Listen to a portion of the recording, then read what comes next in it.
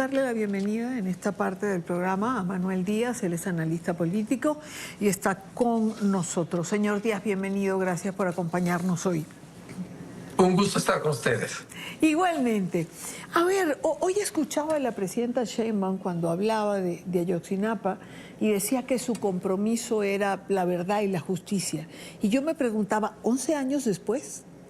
¿En serio? ¿La verdad y la justicia? ¿En 11 años no se ha podido ni encontrar la verdad ni proporcionar justicia? Sí, desafortunadamente se ha convertido en un juego político, en negocio para unos y en una causa para otros. Es algo que nos dolió muchísimo a los mexicanos y que en su momento se aclaró como la verdad histórica. Lo más triste es que 11 años después, cambio de gobierno y quienes prometieron que lo iban a resolver, no solo no lo resolvieron, sino no han podido demostrar que la verdad histórica no fue verdad.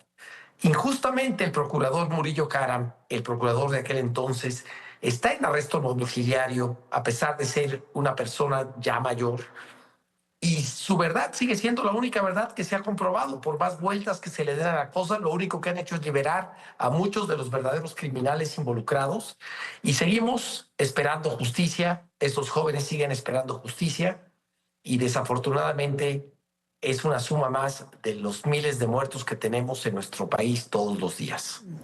Ciertamente, miles de muertos que se tienen en México. Por cierto, le iba a hacer otra pregunta a Ayotzinapa, pero ya retomo el tema. Hoy decía la presidenta que estaba contenta porque había sido, en comparación, digamos, a años anteriores, un jueves, este día, en comparación al año anterior, en que se habían cometido menos asesinatos dolosos. No manejó la cifra, pero ¿se puede uno conformar con que disminuyan un día teniendo las cifras de desapariciones y asesinatos que tiene México? No podemos conformarnos. Tener casi 80 muertes diarias, que alguien tome un arma para matar a otro ser humano, no es algo que nos pueda llenar de gusto aunque baje o aunque suba. Y menos cuando han hecho y cambiado la Comisión de Personas Desaparecidas y a hoy en día ya no se registran los muertos como antes. Hoy en día se ponen del lado de los desaparecidos. Entonces, claro, te baja un poco la cifra de muertos, pero te sube la cifra de desaparecidos. Yo creo que están dejando mucho que deber en cuanto a la sed de justicia que tenemos los mexicanos. No vemos acciones claras en ese sentido, no disminuye la violencia, aunque también es correcto decir, estamos viendo acciones hacia combatir a los grupos criminales que no las habíamos visto con Andrés Manuel López Obrador. Este año de la doctora Claudia Sheinbaum sí hemos visto un cambio muy radical de la política de abrazos, no balazos, a una política de combate eficiente al crimen organizado en coordinación con Estados Unidos. Usted lo ha dicho y eso hay que reconocerlo. La política de abrazos y no balazos se quedó atrás y por lo menos estamos viendo mucha más acción, más colaboración con los Estados Unidos por una razón o por otra, pero la colaboración está allí. Se han entregado personas importantes, narcotraficantes, en fin, hay mucha más acción. Eso es cierto. Ojalá, digamos, estas acciones se incrementen y se haga más por esas desapariciones, que son muchas, que siguen siendo cientos o miles y que lamentablemente los familiares a rato sienten que no tienen el eco necesario en el gobierno. Es correcto, todavía no ha cambiado esa parte de la política donde veamos un gobierno que ha presumido ser humanista, abrazar un poco más a las víctimas, tener un poquito más de cercanía con ellas, escucharlas más, porque todo se traduce en un efecto político. Es decir, este fenómeno muy lamentable de México de normalizar las muertes. Diario tenemos 3 Ayotzinapas. Hoy estamos celebrando 11 años de estos 43 jóvenes. Diario tenemos 2 por lo menos. Y es muy triste. Lo que sí también es correcto decir es que este combate frontal al crimen organizado está teniendo un altísimo costo político para la presidenta. Hay una división interna en su partido y empezamos a ver señales de que inclusive políticos de alto rango, militares de alto rango, empiezan a ser señalados, empiezan a ser evidenciados, y esto está generando una crisis muy fuerte al interior del gobierno.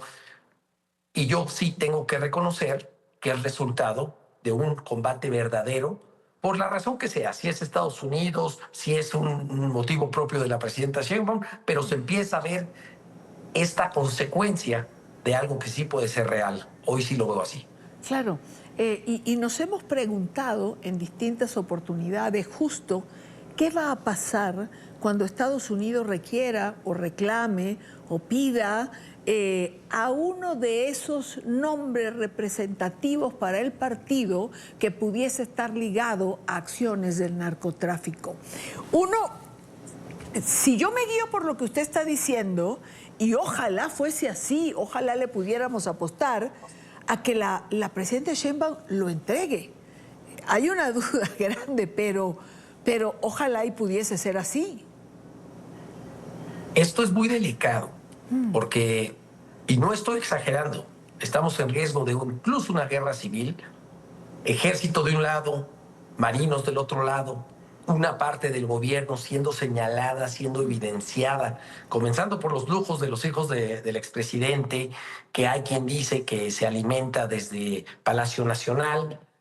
Adán Augusto López, el exsecretario de Gobernación, el hermano, como él mismo decía, el mismo presidente López Obrador se refería a él como su hermano, siendo señalado hoy con depósitos por cerca de 80 millones de pesos, 4 millones de dólares para que nos ubiquemos, que no fueron reportados, un departamento que no fue reportado, constantes señalaciones cuando fue gobernador de Tabasco, su director de seguridad pública señalado como líder de la Barredora, una organización criminal que tenía totalmente atormentado el sureste del país. Híjole, estos golpes ya no puede uno pensar que no vienen dirigidos desde la presidencia. Y hoy Adán Augusto López hace una declaración diciendo, ahora resulta que el pato mayor le tira las escopetas. Para mí, esto ya es casi una declaración de guerra. Muy delicado el tema. Muy delicado, usted lo ha dicho, habrá que seguir de cerca el rumbo de los acontecimientos. No quiero despedirlo sin un tema que quería plantearle, pero Ayotzinapa y lo que es la política y la seguridad siempre es un tema que centra y apasiona, pero no ha terminado aún esta asamblea anual de la Organización de Naciones Unidas. Y me llama la atención la ausencia de la presidenta Sheinbaum. Ciertamente López Obrador no era amigo de viajar ni de asistir a estas cumbres, pero pensamos que era una buena ventana para la presidenta Claudia Sheinbaum y para sostener encuentros que pueden o no ser significativos o importantes. Y sin embargo, tampoco fue. Es decir, ¿cuál es su interpretación? ¿Por qué rechazan esta vitrina? El análisis fácil es decir, bueno, estoy imitando a Andrés Manuel López Obrador, pero ella claramente se ha deslindado de, lo voy a decir con el mayor de los respetos, de las payasadas que hacía Andrés Manuel. No tomar el avión presidencial y tratar de viajar en aviones comerciales cuando todo el mundo sabía que llegaba en aviones privados de repente. Claudia Sheinbaum ya abiertamente sí ha viajado internacionalmente, ya en aviones del ejército, después de todo el escándalo del avión presidencial y todo este show mediático que hicieron. En esta ocasión, la razón que, en mi opinión, debe que no esté ahí es los problemas internos. El fuego y el agua está hirviendo y no puede darse el lujo de despegarse del país.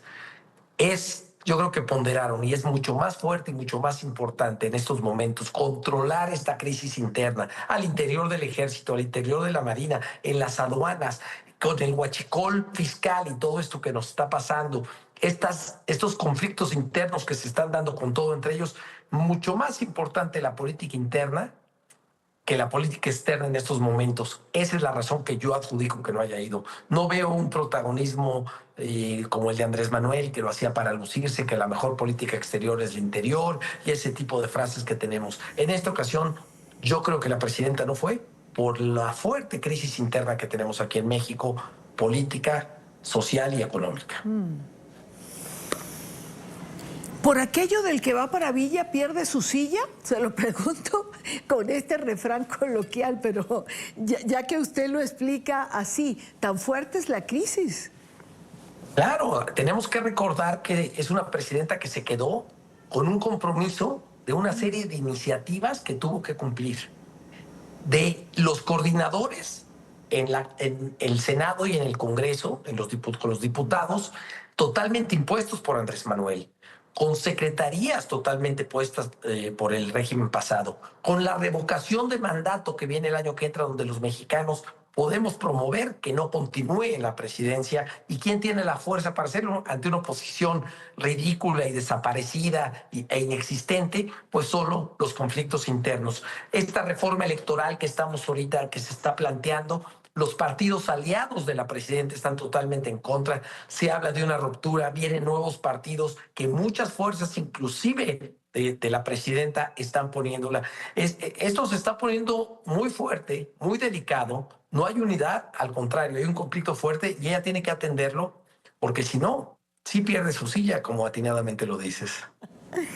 Caramba, muchísimas gracias, señor Díaz. Gracias por acompañarme. He disfrutado mucho esta entrevista. Gracias por su tiempo.